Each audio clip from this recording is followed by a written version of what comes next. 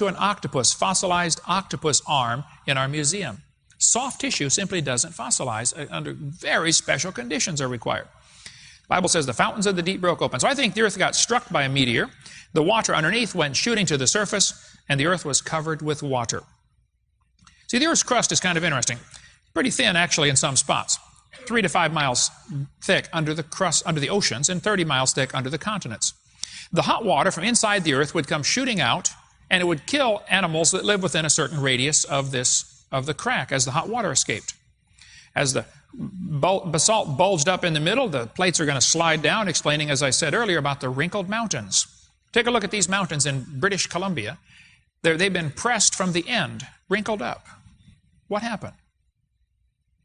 As the water came shooting out, the hot water would kill all sorts of things within a certain radius. If you poured a gallon of boiling water into your aquarium, it would kill all the fishies within a certain distance, okay, till the temperature was dissipated. All over the world, little tiny creatures called diatoms are found dead in great big thick beds called diatomaceous earth. These diatoms are super tiny. It takes about 1,000 years to get an inch of dead diatoms at the bottom of the ocean. They very slowly accumulate. When it dries out, they pack it into a special powder called diatomaceous earth. It is used for all sorts of things. It's used as kitty litter. It's used as oil dye. Diatomaceous earth is used as swimming pool filters, used in bricks, used in aspirin. It's used in medicines. It's used in all sorts of strange things you would never think of. It's diatomaceous earth because it is so absorbent. I was in Lompoc, California preaching, and I went to visit the world's largest diatomaceous earth quarry. I believe it's the world's largest. They're in Lompoc, California, which is right smack on top of the San Andreas Fault. There in Lompoc, California, back in 1876, they found the fossil skeleton of a whale standing on end, 80 feet long, running through diatomaceous earth. Now, I know the whale is parallel with the layers. That's okay, because the layers have tilted up also. So the thickness of the whale becomes the problem, not the length. But still, if this stuff accumulates an inch every 1,000 years, how long is a dead whale going to lay there waiting for this stuff to gather around him? Dead whales are dissolved at the bottom of the ocean in a few weeks or months. Even the bones eventually disappear. They gave me a chunk of their diatomaceous earth out there. In that one little square foot, there are dozens, maybe even up to 60 fish skeletons. You know, fish skeletons are found in diatomaceous earth, and they're found with their gills extended, their fins extended. They died terrified. Whatever was happening to them was terrifying these creatures. Fossil fish are found by the trillions. The chalk cliffs of England and Dover, England are found this way. Chalk, from the Latin word crescia, which means chalk. Chalk 300 feet thick. There was a catastrophe that formed all this. The Bible says the waters prevailed upon the earth. I think what happened during the first part of the flood, dead things settled out. And that flood represents God's judgment on this planet. Point number 5 of the Hovind theory is during the first few months of the flood, the dead animals would settle out. People ask, why aren't more human fossils found? Well, humans are smarter than animals. Some humans are, and some animals. And they would tend to avoid drowning till the last possible minute. Animals that are buried on top or very, very shallow soil are not going to fossilize. Think of all the millions of buffalo that were killed out west in the last few hundred years. None of them fossilized because they weren't buried. So fossils only form if an animal is buried pretty deeply and pretty quickly before it has time to decay. Marvin Lubenow says about 4,000 sets of human remains have been found. I think there are fewer humans than animals found fossilized because they were smarter and would avoid drowning till later in the flood, and therefore they're not going to be fossilized. We cover more on that in video 7. The trees that are uprooted would float around in big log mats the size of Texas. They're going to be buried and become the coal seams that we see today. Moving water does some very interesting phenomena. As water is moving, it automatically sorts things. It can form 5 or 6 layers simultaneously. There's a good videotape called Experiments in Stratification that shows the top strata can actually be older than the bottom strata. If the water's moving, it forms multiple layers simultaneously. Moving water does some strange things. How many have ever seen those things you buy at the store with 2 pieces of glass and different colored sand in between, and when you flip it over, it forms all these layers real quickly, okay? It doesn't take a long time. Stratification can happen very quickly. Underwater landslides, like the one we saw in Indonesia in 2004, can cause, it's called a turbidity current. They can do enormous damage underwater. causing tsunamis on the surface, which killed 250,000 people. In 1929, there was an underwater landslide that traveled 70 miles an hour, cut 2 transatlantic cables. That one landslide covered 40,000 square miles. That's about the size of Ohio. One landslide underwater. During the flood, the water would be swirling around, and the dead animals would tend to, get caught in these little swirls called eddies. This happens today. If you walk along the river, you see the river moving one direction, but along the sides, there's little eddies swirling water. This would happen on a global scale during the flood of Noah. As the animals would float around for a few weeks, they would rot, and their head falls off, and tail falls off, and legs fall off. And when they finally get buried, you end up with tangled up messes of dinosaur bones. Notice these backbones here have no head attached, no legs, just the backbone. Underwater landslides do enormous damage, and surface animals buried on the surface under mud can be in tangled up messes. Fossil graveyards are very common all over the planet. They found a concentration of fossils like logs in a log jam. If you go to San Jacinto Monument in Texas, where Santa Anna finally met his match when the Texans caught up with him, the whole monument is made out of fossils. I mean, you look at the blocks of rock, it looks like great big blocks of stone, and they are. As you get up closer, there are bazillions of little tiny fossils in them. Here's 4 animals that are found fossilized in the swimming position. Their head held up high out of the water. I believe they probably got caught in the mud as the mud settled out of the water, and they drowned or died in the swimming position. In one place in Africa called the Karoo Formation, they said there are 800,000 million skeletons of vertebrate animals. A lot of animals died at one time. They found iguanodon skeletons in a Belgian coal mine extending through 100 feet of rock in the vertical position. Up in Canada on Axel Island, they find petrified redwood stumps. You can go to Axel Island. There are no trees on Axel Island. There are certainly no redwood trees growing there. How do we get fossilized redwood stumps on Axel Island? People say, well, hey, doesn't it take millions of years for things to petrify? No, things petrify quickly. There are scores of examples can be given where things have petrified in less than 100 years. Okay? 2 horse hoofs were found petrified in Oregon. A petrified water wheel shown here in this picture. Just the minerals replaced the wood. Here's petrified firewood. Here's a fishing reel stuck in a rock. They said the rock was 300 million years old.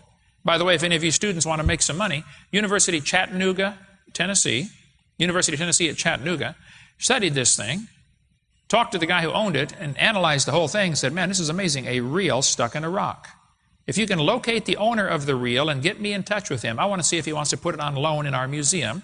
And anybody who can find me, the owner, Dan Jones, find me the guy, get me his phone number, and let me talk to him. I'll give you $50 do some research. If you're sleuths up here in Tennessee, you want to work on that one. UTC geology experts can't explain this. Why? How could a fishing reel be found in rock? If you go to Waycross, Georgia, they've got on display there at the Southern Forest World a mummified dog stuck in a tree. The dog apparently chased a coon up the tree and got stuck, and the dog is mummified. The tree was still alive. They named the dog Stucky. Here's a petrified cowboy boot with the cowboy's legs still in it. Articles on the table down there called the Limestone Cowboy. Here's a petrified fish giving birth. Here's a petrified hammer found in Hawaii. A petrified hat found in New Zealand. Petrified crayon found in Arizona. Petrified pincushion found in Wisconsin. A guy got found along a beach in Montana, was petrified man. Here's a story about a petrified man in Gainesboro, Tennessee.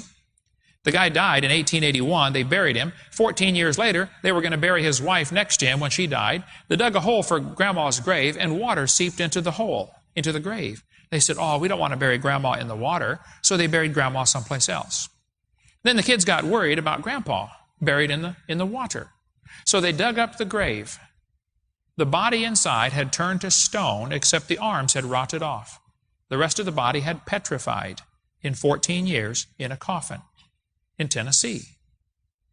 The man found in Fort Benton, Montana, was in 1897, found by Tom Dunbar. The guy was 5'8". Many medical doctors examined it and said, man, this is a petrified, complete human. Not the bones, the complete person. petrified. A lady in Sao Paulo, Brazil was 62 years old. She went to the doctor and said, I got a pain in my side. They x-rayed her and found a petrified skeleton of a baby inside. She was pregnant and didn't know it. The baby had died and turned to stone inside the woman's body. It does appear the baby was about to be born, the doctor said that examined her. I talked to a guy from Maryland. He said, yeah, I drove the ambulance. We took a woman to the hospital one time in Snowden, Washington. There's his phone number there if you want to talk to Brian. He said she was taken to the hospital, and they removed a petrified fetus from this woman. It had turned to stone in her body. Here are petrified sacks of flour found in Eureka Springs, Arkansas. Here's a petrified pickle found in Montana. This is in my museum. It was found in this jar. The guy sent it to me. He said, Brother Hovind, I found a petrified pickle inside a jar. The lid rusted off. Would you want it for your museum? I said, of course. Who in their right mind would not want a petrified pickle for their museum? There's a petrified toadstool just south of Bloomington, Illinois, in an amazing museum called the Funk Gem and Mineral Museum in Shirley, Illinois. If you ever drive out there, stop and see that place. This kid in the picture here sent me these petrified acorns. He's 7 years old. He said, Brother Hovind, I put the acorns in a bucket of water hoping they would sprout, and I forgot about them. A year later, when Mama found them on the back porch, they had turned to stone in a bucket of water. Petrified acorns. Here's petrified peanut cluster in the Ripley's Museum in Florida. Here are petrified charcoal briquettes. We've got them in our museum. Come down to Pensacola and see the petrified charcoal briquettes. Here's what appears to be a petrified coconut. The whole thing is in our museum in Pensacola. Here's the fossilized arm to an octopus I referred to earlier. This is a replica of it. Petrified octopus arm. There's an article in Handy Farm Devices, published 1909, on how to make petrified wood. For centuries, people have known how to make petrified wood so it'll last longer. People say, no, wait a minute, aren't the fossils of similar animals found in the same layers? Doesn't that prove, evolution? Because reptiles are found in the same layer. Well, if there's any sorting of the fossils, it's not proof of evolution, that's for sure. Actually, the textbooks teach the layers are well sorted, and it's simply not true. This guy, David Ropp, he's a professor at University of Chicago, I believe. He says, one of the ironies of the evolution-creation debate is that creationists have accepted the mistaken notion that the fossil record shows a detailed and orderly progression, and they have gone to great lengths to accommodate this fact in their flood geology. The layers are not in the orders they would like you to think they are.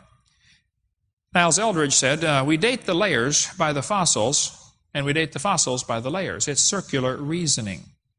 If there's any sorting to the fossil record, it's better explained by a flood. See, moving water in a flood situation does all sorts of interesting things. There's a phenomenon called cavitation, which is what happened at the Glen Canyon Dam in Arizona. The water got moving too fast, and it sucked the sides of the rock right off the canyon wall. Within just about 20 seconds, it made an area the size of a basketball court 4 feet thick, 4 feet deep, sucking rocks right off the side because of cavitation. There's another phenomenon called hydraulic plucking. As in addition to abrasion, moving water in the flood would pick up debris. And it's not just water moving now, it's liquid sandpaper. It's got gravel and rocks and mud and tree stumps and stuff in it. It's going to erode right through solid rock. It's going to abrade its way through rock. Also, there's a phenomenon called liquefaction. Liquefaction happens when sand grains are pressed and then the pressure is relieved. If you go out to the beach in Pensacola, walk out into the surf and stand there knee-deep in the water and just stand there for a while. As the waves come by, the high part of the wave weighs more than the low part of the wave, obviously. There's more water there. So the high part of the wave pushes down on the sand under your feet,